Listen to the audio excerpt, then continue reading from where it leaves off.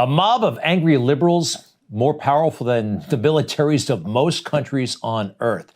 When they get loud, when they start screaming, when they start calling for boycotts, corporations, even governments, tumble. Whatever you want, they will do, no matter how crazy the agenda.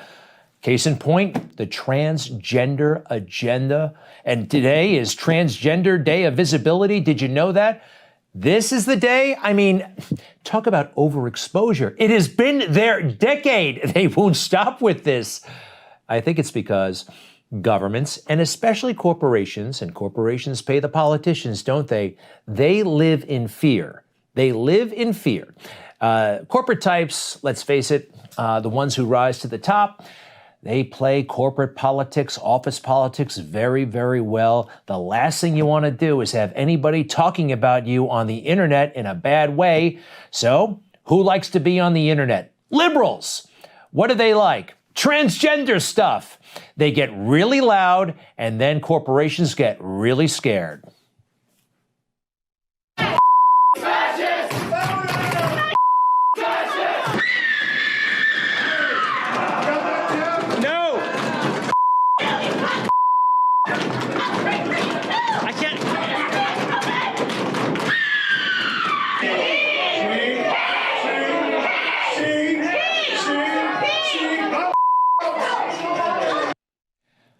And we can show you hundreds, thousands of more hours just like this. Now, in a normal country, in a healthy country, those folks would be considered the bad guys. But in today's upside-down world, they are what? Social and sexual justice warriors, whatever they call themselves.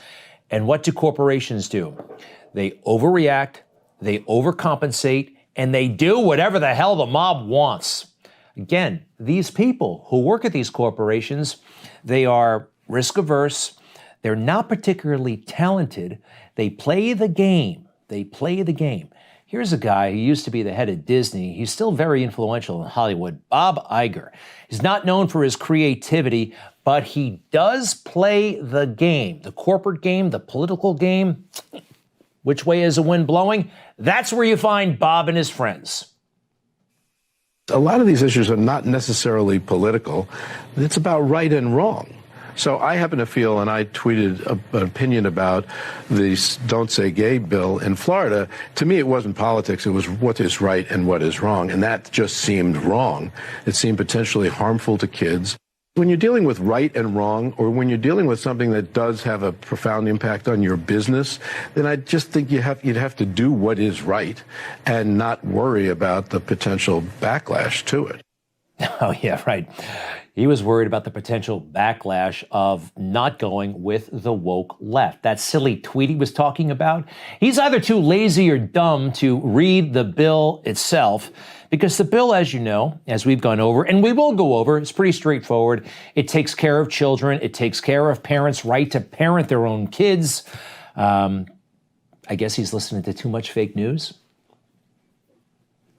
I do want to ask you about Florida's Don't Say Gay bill. Your husband, Chasten, is speaking out against the legislation. He says, in particular, that it could lead to more suicides among LGBTQ youth. President Biden has slammed the bill as well. In your view, is this dangerous legislation? See how one-sided that was? They didn't tell you anything about what the legislation actually is. They gave you the liberal misnomer, said some crazy talking point that it would lead to more suicides. Let's talk about what the bill really is. And anybody can access it. It's 7 pages long, not hard to read. The Parental Rights in Education bill. And when you come right down to it, it's about age-appropriate sex education and parents being informed, okay? Classroom instruction on sexual orientation or gender identity may not occur in kindergarten through grade 3. Fine. Notifies a student's parent if change in students' well-being, reinforces fundamental rights for parental decisions concerning their children. Where's the controversy, huh? I mean, how is this a problem? And we should talk for a moment why they came up with this bill. There was a problem in Florida. There still is. This is going to help. Too many students were maybe being co-opted, maybe being coerced, maybe being indoctrinated by teachers into radical, irreversible decisions that could affect the rest of their lives. Local family claims Clay County school leaders held secret meetings with their child over gender identity confusion. Our daughter attempted suicide by hanging herself in one of the bathrooms of the school. The father says his daughter attempted suicide after a gender identity crisis, but he claims he never knew because his daughter was having secret meetings with a school guidance counselor. When I see what the Lee County school system is doing regarding LGBTQ and transgender issues, it troubles me greatly. Our youth don't need this kind of confusing genderism in the formative years of life. The one thing that gets me is in the code of conduct, it states all faculty, staff, students should feel empowered to be open about their sexual orientation, gender identity, or gender expression at school. I have a 6-year-old in first grade. No one in this room has my permission to talk about your sexual orientation with my 6-year-old daughter. In September of 2020, my daughter told me after school she had a meeting with school officials that was held behind closed doors where they asked her which restroom she wanted to use. We learned the middle school had created a transgender, gender nonconforming support plan with our 13-year-old daughter without our knowledge or consent. This is a problem, and the bill aims to fix that problem.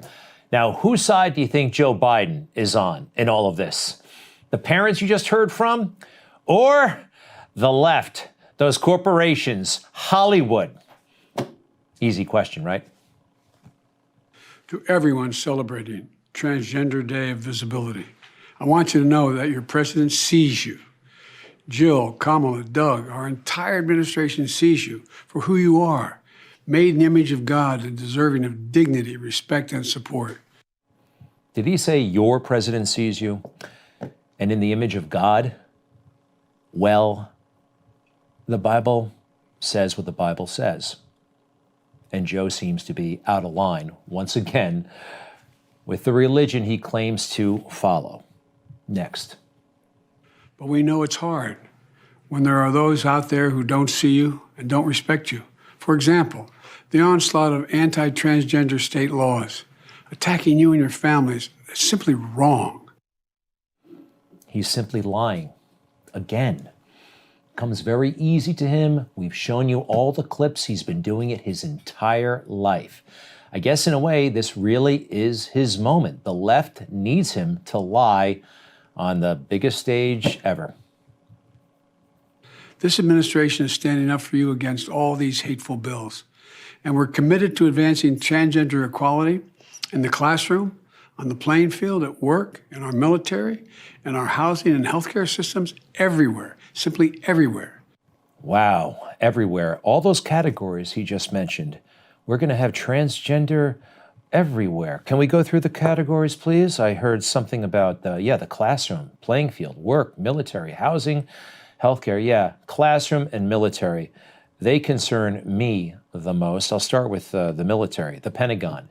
Now, fighting our nation's wars and getting ready for those wars full time, that's hard enough. We have clogged the Pentagon, clogged the military with all this diversity, equity, and inclusion stuff.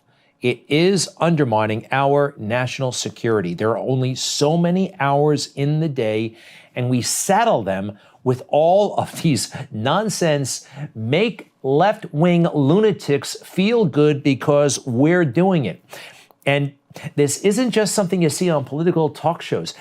This is happening in the rank and file of that building right there, the Pentagon, and all the facilities throughout all of the DoD, Department of Defense. Take a look at they broke her out today, the top transgender officer in the Air Force. Today was her day. Bree is also the one of the highest-ranking transgender service members in the military and is the highest-ranking transgender service member in the Department of the Air Force. So thank you so much for joining us. Bree. Her name is Bree, or the officer's name is Bree. Let's hear from Bree. It's going really well. It's an amazing opportunity to be part of something where we can help set the process that allows us to remain ahead of our adversaries in space. What we really want to do is be able to make fast and accurate decisions so that there is never a day without space that our joint force depends on so badly. This is not about readiness. This is not about decision-making in space. This is about what you're seeing right there. An opportunity to show off a transgender person in the ranks. Maybe it's intentionally designed to make me upset because I served in the military, and it actually does make me upset because what she says next, where she gets her pride, where she gets her sense of mission, what makes her special, isn't the uniform, isn't the common cause, it's whatever's happening downstairs. You are an inspiration to many, right? You are breaking barriers, and it's important, though, for us, I think, for everyone to understand kind of what motivates you, right? What keeps you, what inspires you, what keeps you motivated? You know, what really keeps me motivated is the people that are going to come after us.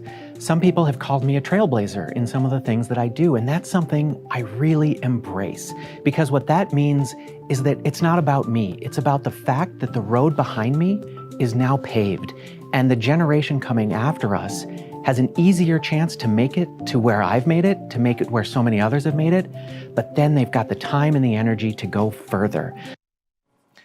To go further. If you listen closely to that person's answer, it's not about the airman, the officer leads, it's not about her fellow airmen or soldiers or anything like that. Seems to be about children. She's most excited. She gets her inspiration by what's coming next, the next generation. That's a problem, actually. And this is a problem, too. Joe said everywhere. Did you catch that? Everywhere. And they break out Bree. So I guess next is outer space, right? Outer space. You know, we're going to go back to the moon. NASA's very proud that we're going to have the first woman and person of color on the moon. Pretty soon, NASA will update its website and talk about the next transgender individual to be on the moon.